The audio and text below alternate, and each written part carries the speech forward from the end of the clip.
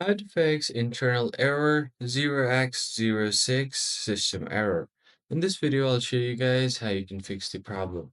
So the solution is quite easy. What you're gonna have to do is go to search bar and then simply search for this PC and then open up your PC or just go ahead and open File Explorer. Then go to your C drive. And now once you are on the C drive, go to users, go to public, and here you're gonna have to create a new folder. Right click on it, go to new, click on folder.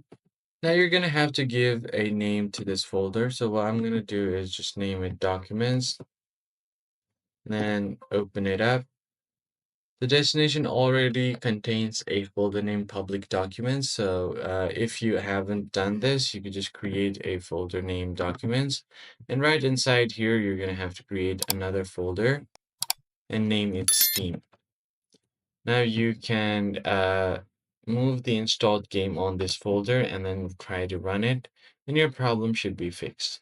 I hope this tutorial was helpful to you guys, and I'll catch you guys on the next video. Thanks for watching.